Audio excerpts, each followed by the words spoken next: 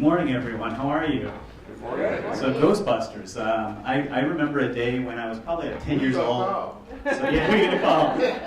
I was home sick, and my dad let me pick a movie from the video store, and I picked Ghostbusters, and I watched it 5 times in one day, back to back. It's funnier each time, so brings back memories. Thank you, Jessica. And that was a very inspirational story that Jessica just told, so it's very near and dear to my heart, given the company that I'm currently with. So let me tell you about what I'm going to talk about today. So smart selection process. I want to tell stories, as Jessica mentioned.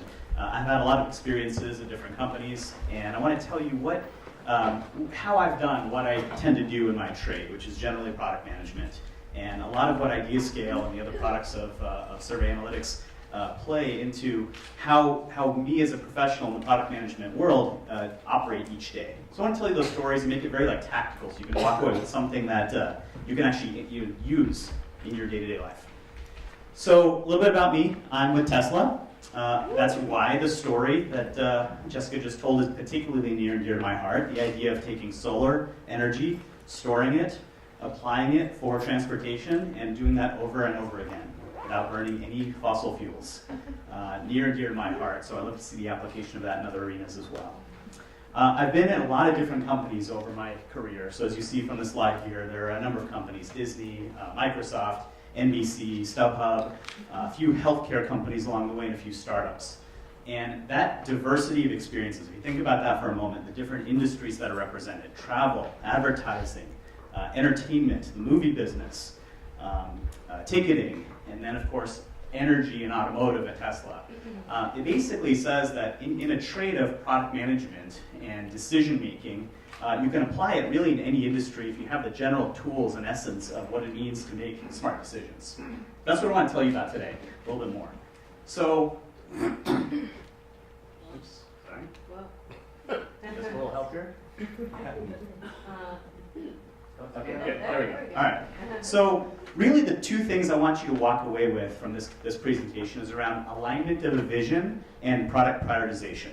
Okay, so a vision comes from typically the CEO or senior department leaders that says, here's what we're striving to go achieve. And then the prioritization happens usually at the team level, where they say, this is what we're going to go do with the resources we have, with the goals that have been set.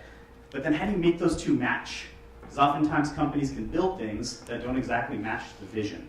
So I want to have you walk away with those two elements. Now let's talk about how companies tend to make that alignment happen. So has anyone heard of the SMART goals alignment system? Okay, yeah, so specific, measurable, achievable, realistic, and timely. Right, that makes sense intuitively in general. What do you think about it? Well, I did a video about it. You have a lot of thoughts back there. Okay. All right. So then the OKRs. Has anyone heard of OKRs as another model? So Google, I think, swears by this model, and I think pretty highly of it as it kind of breaks down and cascades from one level to the next. You have this model, the GROW model. Has anyone heard of this model? I actually hadn't heard of it either. When I was looking at different models that people can use for setting vision, setting the trajectory of how a team would make decisions, this one came up and I had never heard of it. So goals, reality, options, will, grow. I suppose that's the way. The other way is the hippo way.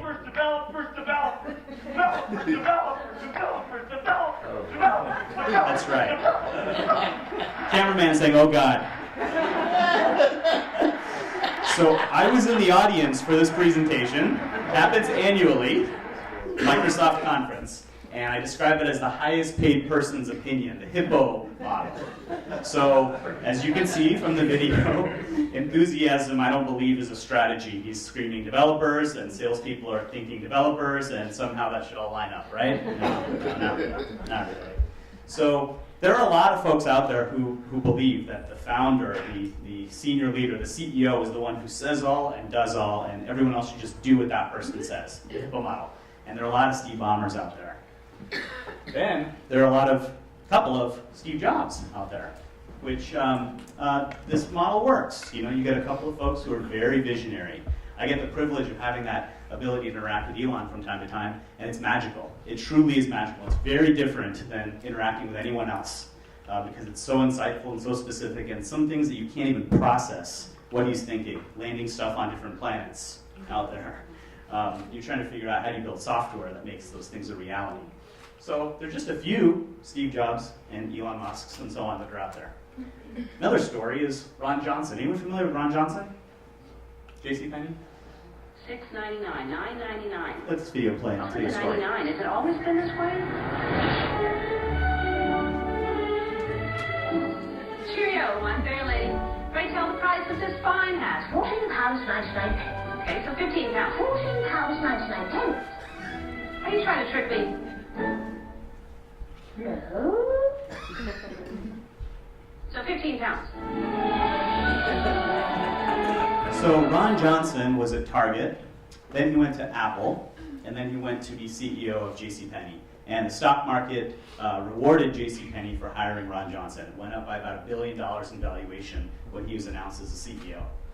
He came in with philosophies from Apple and from Target, which were basically around establishing fixed pricing. Well, that was directly against the data that customers of JCPenney were indicating. They appreciated discounted pricing. They appreciated the idea of getting a discount. And overall, the story didn't end well. Ron Johnson left. The market value went down by 25%. There were about 17,000 people laid off. Overall, one has to look at this model and say, taking the hippo model and saying, do what the person says isn't always the right thing to do. And you have to be very thoughtful about it. So I want to tell you about how I think of vision alignment and ensuring that your team and your company is mapping to what you need to go do. Now, it's important to know, I have 17 squads, or scrum teams, or pods, depending on what trade you're in. This is a group of people that are made up of engineers, designers, product managers, and QA folks. Roughly about 8 people. So now 8 times 17. So how do I keep track of 17 teams and what they're doing every day? Right? The model I'm about to show you is how I do it. So it's called the OGSM. Objectives, goals, strategies, and measures. Anyone familiar with this model? A couple folks over here. So I'll go into a little bit more detail of this model, and I'll use an example that is not from my past. So Netflix. I think we can all relate to Netflix. If anyone were to craft a goal, an objective for Netflix, what might that be? Anyone just shout it out. Sales. Okay, sales. Anything else? So let's go with sales. Let's go with sales. A way to look at sales is to say profitably and sustainably increase the Netflix membership base. Right? That's essentially sales. So when you set out a target, let's suppose I was running digital for Netflix, I would say this is my objective. Let me profitably and sustainably. So profitably means acquire customers at an effective rate, and sustainably means keep them as subscribers and potentially have them acquire more subscribers on their own, right? So profitably, sustainably, and then grow the membership base. So when you break this down and try to cascade it into smaller parts, and again, 17 teams, if this was one of my teams, I would say a goal would be to improve the conversion rate. Who here's in a commerce business? Anyone in commerce? A couple people. So you say the word conversion about 5 or 8 times a day, right? At least. So improve conversion rate from X to Y. That's a very specific numerical reference to a goal. Then you might have a couple of strategies on how you influence that goal. So in this case, I picked out, conversion increases from reducing friction in the transaction process, or increasing the customer's understanding of what they're about to subscribe to, which could increase conversion. And then you follow that by having measures. How are you going to know whether those specific strategies are successful? You have numerical references to what that success looks like. So now again, 17 teams. If I take one of my teams and say your objective is, then your goals are, then help me figure out what the strategies and the measures are. We'll get momentum, and I know how to keep track of that team and set the vision for what that team is striving to do. Multiply that by 17. Now I added one thing, because this works at Tesla and it worked at NBC, a few other places, which is to also look at projects. What are you actually going to go do that's going to move the needle on these measures and these strategies and these goals? And so you pick out a couple projects and go from there. Now imagine if you took this across your entire single squad. Trying to call your attention to the top line in the red there. That's what we just walked through on the previous slide. Okay? Now imagine this team has 3 goals in the second column there. So you have reduced customer service volume. That's a very expensive proposition to have people call customer service. You can increase customer satisfaction at the bottom, the NPS score moving from X to Y.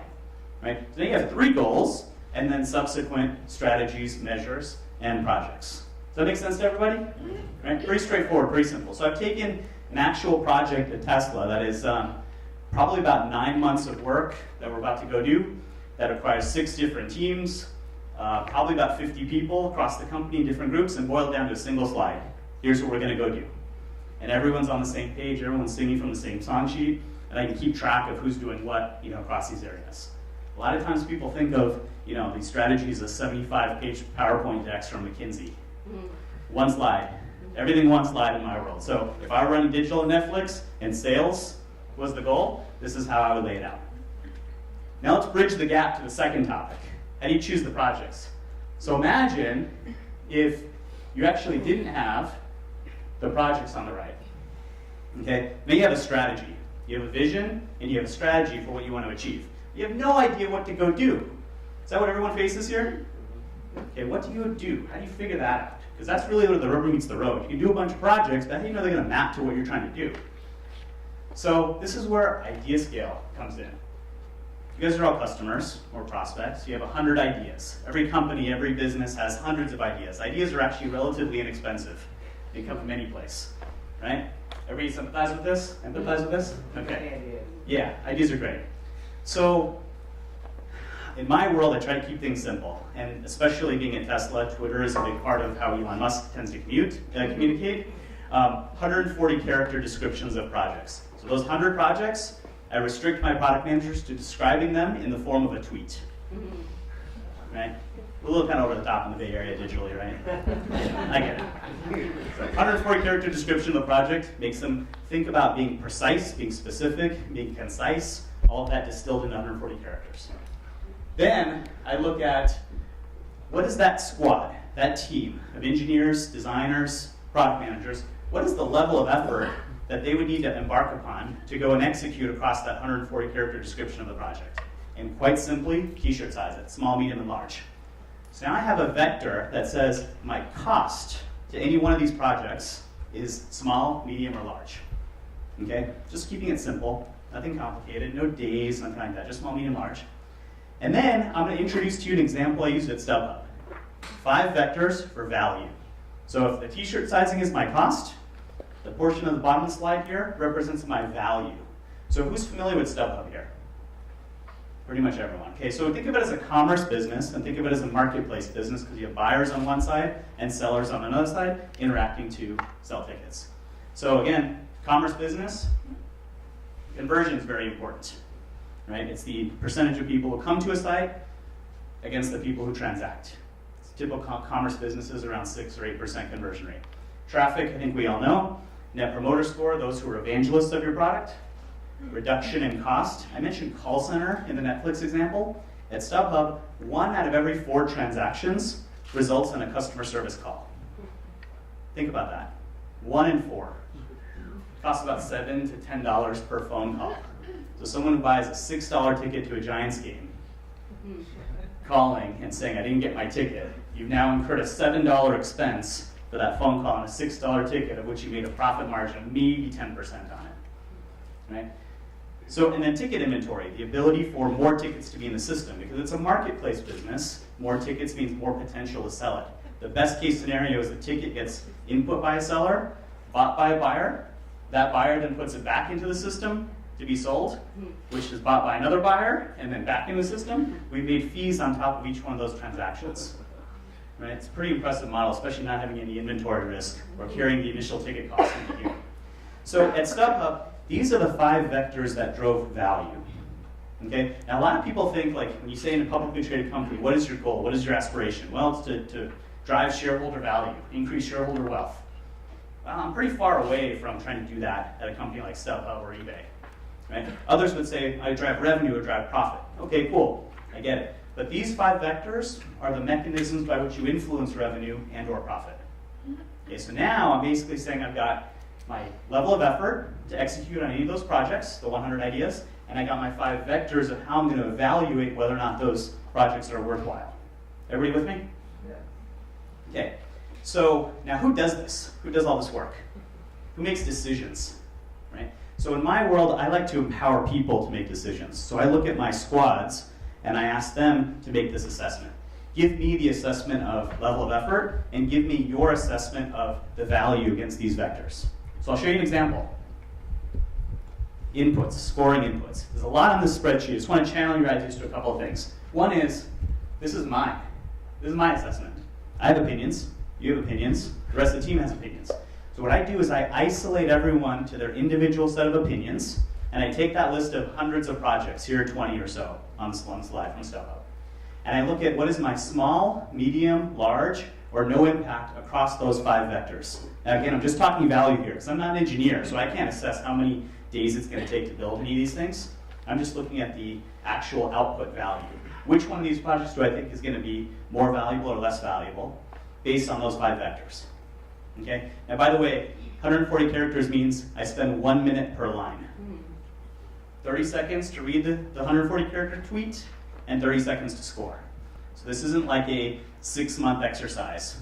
You know, you have 60 projects, really you should be done in an hour. Okay? So now if you have everyone's inputs across your team, you can start looking at outputs. So small, medium, large correlates to a math formula. Whatever you want to put. I put in 1, 3, 9. 1 for small, 3 for medium, 9 for large. And I get back the column here called average business score. So all the projects with a mathematical assessment, weighted average against those 5 vectors, and against all the people who contributed to scoring. Right? Are you even familiar with this? Does this sound familiar to anyone? Rob and Jessica, what are you guys thinking of right now? Review scale. Review scale. Okay, so we'll talk about that in just a minute. So what I'm noticing here is a set of projects in which there's a numerical reference in the column, average business score. Does anyone see the standard deviation column? Does anyone know what standard deviation means in this context? The? Disagreement. Disagreement. Okay, so the level of agreement or disagreement across the people who have scored this project. So now, if I'm the decision maker, which I'm not, I empower the product manager to do so, they'd be looking at the 3 projects that are in red because they have the highest average business score. This means the group of people who assess the small, medium, large on those 5 vectors, the average of all those scores represented across this column, and those 3 projects rated at the top, right? But the standard deviation to the right represents the level of disagreement. Now think about that for a moment. You have a team of people who are about to go execute on these projects, and you have a pretty high disagreement level amongst their projects. How do you get to discuss that? How do you know that? So, I have data now. I have data to expose the level of disagreement that exists on the projects. So if you look at those 3 projects we talked about in the first slide, right? 4.2, 4.4, 4.5, and you take a look over here, there's a pretty good amount of disagreement by this person Anand and this person Marcus on those projects relative to the other people who have scored it. It's a very important thing to have that discussion at this point, because at this point, nobody's discussed any projects in that room, on that team. They've all input their thoughts onto a spreadsheet, and now you have the data to make a calculated discussion happen. How many of you have been in those planning sessions where you get a bunch of Post-it notes, you put them on a board, you get a bunch of stickers? I see a lot of hands coming up. You get a bunch of stickers, you get a bunch of votes, it's 4 hours, you're exhausted by the 2nd hour, everybody's done with the whole thing by 4 o'clock. They're like, I never want to see this again. Right? Everybody familiar with those things? Right? None of that shit anymore. Right? None of that. So you get down to the bottom line, what is the data? And you discuss where you're aligned on value and where you're misaligned on opinions. And what I've noticed is that these levels of disagreement, or when there's an individual who disagrees, take Marcus right here, who generally disagrees with the rest of the people on that project, more often than not, it's a person who just simply misunderstood the project. And wouldn't you want to know that at the time you're deciding the project? Right? Wouldn't you want to have that discussion? This enables you to do so. In some cases, this person, Marcus, might actually know data or know something as to why this project won't be successful. Wouldn't the other 4 people want to know that? This enables that to come to life.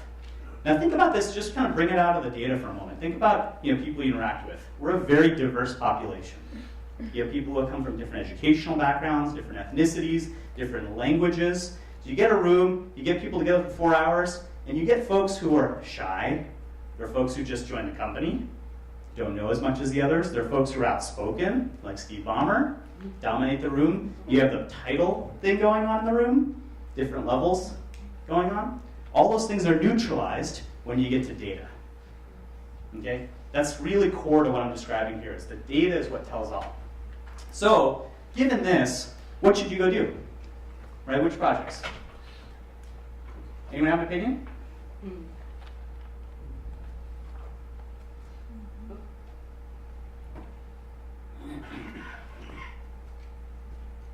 So these two projects in red, 4.2, 4.5, right? They're amongst the top of this whole group. Let's suppose you got on-end and Marcus figured out and they're all good with it, or they're not, you still go ahead with it anyway.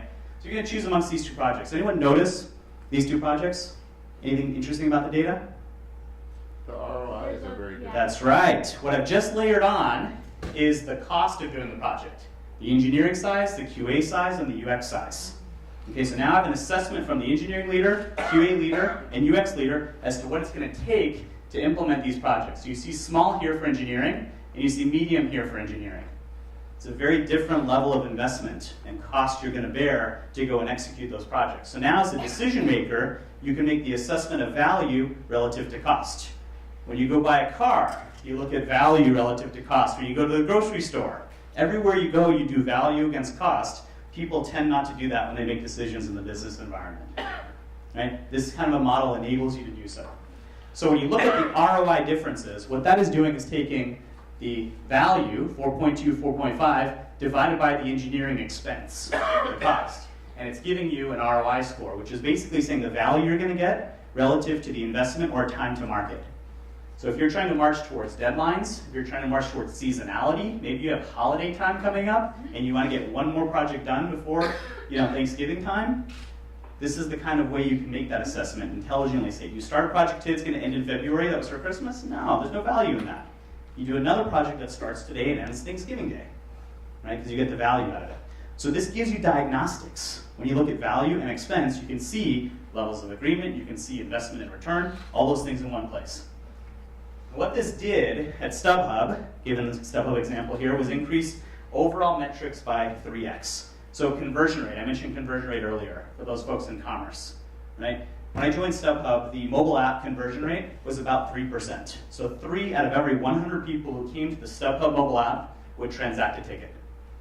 Anyone want to guess what it was when I left? 9? It's actually 12, so it's a little higher. I heard today it's somewhere sitting around 18 to 20%, okay, on the back of these kind of decisions. And this is a really interesting stat. Tenure, right, retention. So this is almost a 2x increase in the number of months, years that people stayed at the company. Now, why is that? Anyone want to know why that would have been affected in this? Well, it reduces some of the factors you mentioned before, the impact of personality and level of company, their social influence. Everyone probably felt more listened to. Yeah, so what you just said, if you didn't hear, is everyone felt more listened to. There were neutralizing of the different issues around title and so on and so forth. That's absolutely the case. How many times, if you're in a product management or decision-making capacity, have you asked engineers what we should go do? Right? Everyone's chuckling, because you probably don't do that very often. You just say, go fucking build it, right, by Tuesday. Right? Yeah, by Tuesday, right? Have the Tuesday part, just really stick it to them, right? Designers, if you ask a designer what we should go do, no, you have a big job, you have a big title, you say, we're gonna go do this, I'm the leader. I don't believe that, right? I want the opinions of the team. When you start asking people and saying, what do you think we should build? You get a couple dynamics that come out of that. One is retention, because they feel valued, they feel like their opinion matters. Okay, 2, the most important thing is now they are invested in the success of that project, because they had a hand in deciding it. It wasn't dictated to them, it wasn't told to them. They said, I believe this is a large and we should go do this. And my manager said yes, so now I'm on the hook for it. So now they're invested in the success of it. That doesn't show up on a spreadsheet, it doesn't show up on revenue. It shows up in retention. Right? In the Bay Area, when you have 14 months or so as an average for people staying on board, and you can grow that to 2 years and more, that is a tremendous impact on all of your economics, right? Your cost structure, your overall, of course, happiness, everything benefits by focusing in on your people, right? And then last, it's been 2 years since I left Stubhub, and they're still using this. right? So things that stand the test of time are the true measure of the value. Did a company appreciate this? Right? These things are all built into IdeaScale, part of the IdeaScale product, right?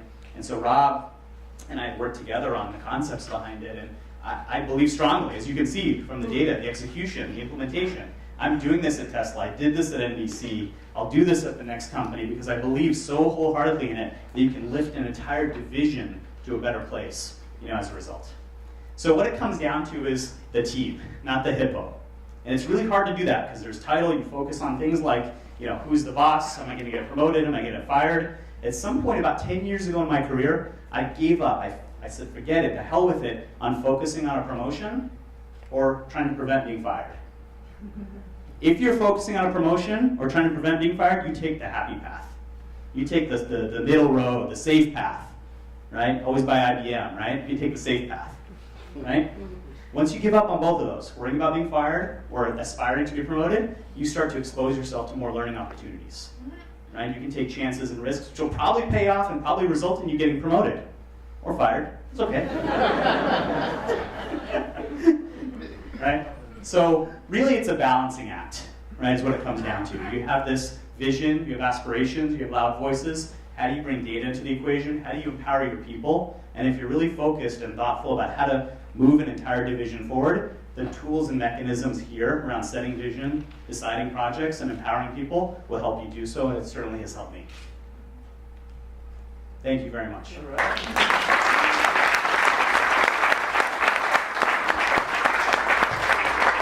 Happy to take a few questions if you'd like.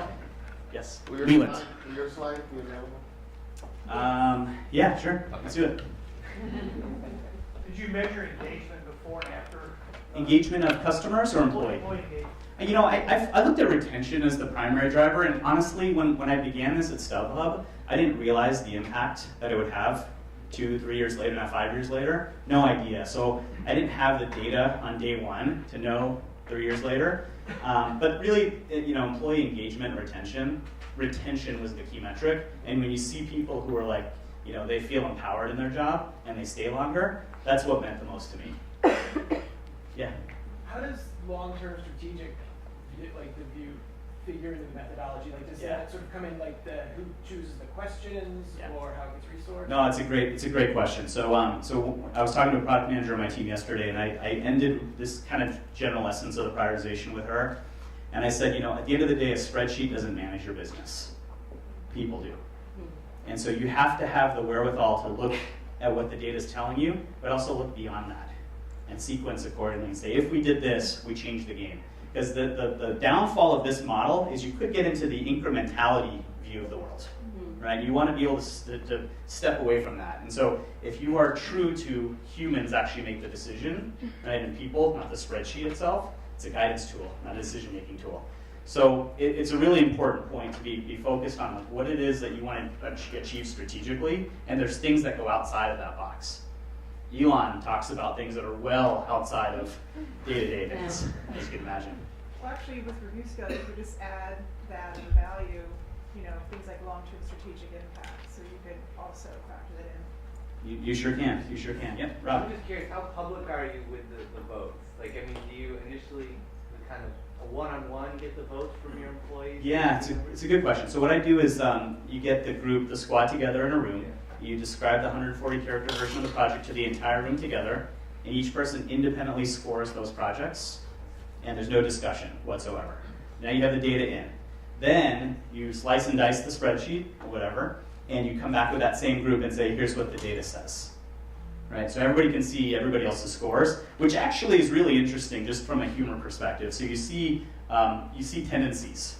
And those tendencies are fascinating when you can say, hey, Bob over there just seems to really hate this one area. You can joke about it. Or the other interesting tendency I've seen, the duration of stay, your tenure at a company, tends to correlate to how low your numbers are. So people who've been at the company a lot longer, on average, all of their scores tends to be low.